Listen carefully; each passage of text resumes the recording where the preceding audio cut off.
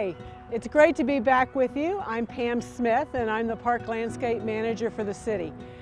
You know, I'm sharing with you what I think is a secret for the city, and I'm trying to get the word out because of all the projects I'm involved in. This one is probably the closest to my heart. Today we're out at the Farmers Branch Community Garden, and we're a partnership. We're a partnership with Chapel Hill United Methodist Church and with Metrocrest Social Services. What we have is a beautiful garden on property that's owned by the church that the city leases, and a lot of what we grow, in fact we aim for a minimum of 20%, is donated to Metrocrest Services for their food bank. It's made up of a whole bunch of different components, and we're going to visit each of those this morning. Behind me, you're going to see that we have an orchard here. This is one of the aspects of the garden that I would consider a community park. We all, as gardeners out here, get to enjoy these fruits. And you'll find things as diverse as mulberries, all the way to figs. We have blackberries, peaches, apricots, plums, and pears. Oh my, it's actually, it's a wealth of fruit and produce throughout the season. This year we've done something a little bit special, and in these raised boxes we have put in an extra special crop of lettuce and radishes and other salad fixings. And I'll explain why we did that in just a little bit. But let's go look at the rest of the garden right now.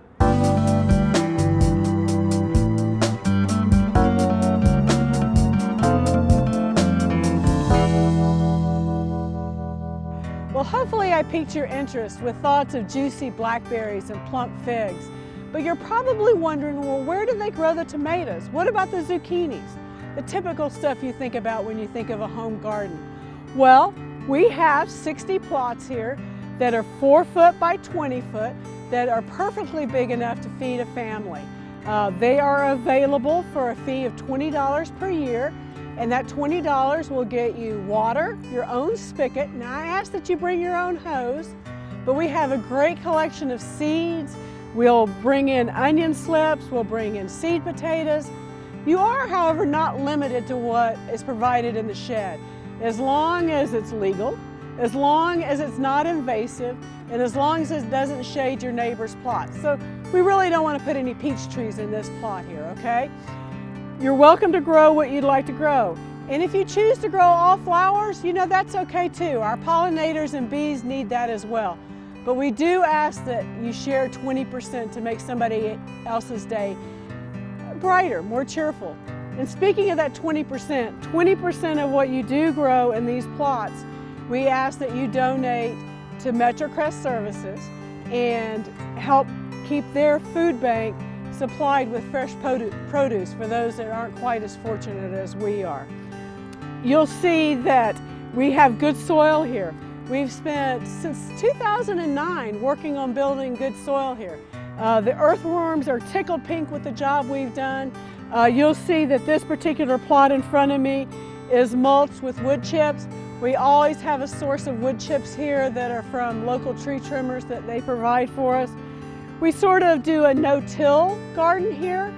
We find that since we work so hard all year to make our soil good, we would like to maintain that structure so we don't till.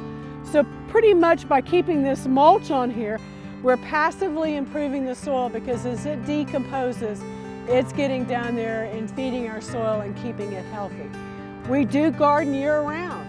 You'll see that there are some plots out here that have these PVC hoops on it. Those hoops are to support a frost cloth. That means that we are able to easily grow winter crops such as spinach, broccoli, cauliflower, Swiss chard, kale, all manner of things that will provide great winter salads for you. We provide the hoops, we'll provide the frost cloth. You'll find we provide pretty much everything, and all we ask of you is that you bring a smile, willing hands, and an open heart to share. It's a great place to garden beside somebody and to meet other people in your community. You'll find there are people out here that bring their children out here, young children.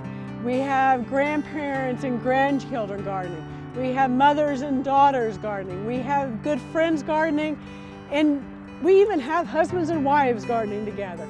So it's a great environment, and I would encourage you to consider that as a place where you might want to garden. If all of this sounds like, ooh, I'm interested, but a bit too much, I've got soccer games going on, basketball games going on, I can't quite commit, we invite you to come out here on Saturday mornings. We harvest every Saturday, weather permitting, somewhere around the 8:30 to 9 o'clock time. And we would love your help in pulling those carrots out of the ground, or harvesting the asparagus, or picking the blackberries. We take over to Metrocrest on Wednesday mornings and Saturday mornings. Another benefit of Saturday mornings is that we have a master gardener out here.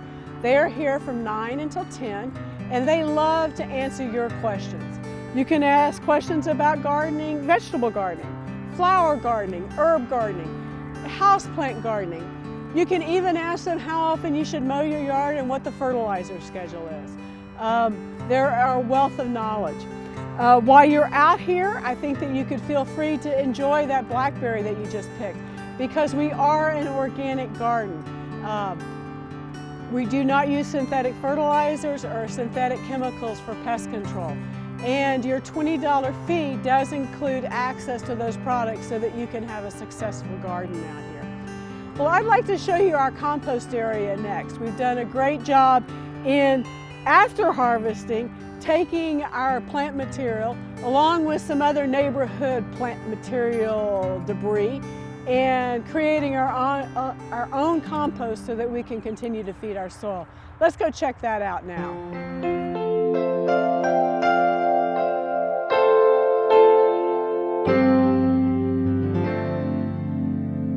So here we are at our composting area. We have several different bins. Well, they're all the same bin, but we have several different stages in which we stage it. If you'll notice behind me, closest to the street, you're seeing the dried grass. That's where we have just simply gone in and layered our lawn debris, our garden debris. The next ones you see are more blended. That's when we've started turning it.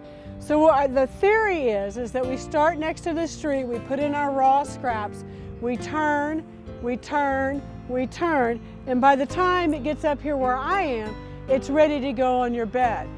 We actively compost, and what that means is that we are getting our composts heated to the point that they're about 160 degrees. And with that temperature, it will kill the pathogens and it will kill the weed seeds so that we can safely put it back out on our plots. This is something that is so easy for you to do at home. These bins, they're called shepherd bins, are available at City Hall and Finance, and they're only $45, which is about half of what you would pay out on the market. But it's an easy way for you and your family to compost rather than put out on the street stuff to go in the landfill. If you're unsure about how to do it, remember those master gardeners we were talking about early? Come on out. They'll help answer your questions, or any gardener out here will help answer your questions. But composting, I believe, is essential both to our soil health and to minimizing what we're putting in the landfills. Please come check that out. I want to show you one other thing. We're just going to sit here and talk about it, and you'll see some pictures. I showed you the plots that we had that were down on the ground. Not everybody is comfortable at gardening at ground level, and we do have limited number of plots where you can garden standing up. We even have one plot that is wheelchair accessible. We were very fortunate that an Eagle Scout took those on and put those in as part of their project.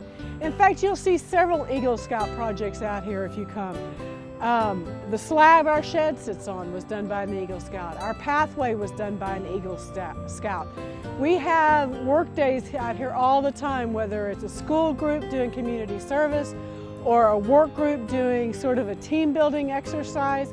There are lots of ways that you could come out and be involved. Give me a call, let me know. My number will be across the bottom of the screen, and you can contact me to see how you, your group, or your family can get involved in the community garden. And then we're gonna end in just a minute. I have to show you my favorite tools out here. You know me, I'm a tool kind of a gal, so I want to show you the tools I think are essential for gardening. Let's go look over here real quick.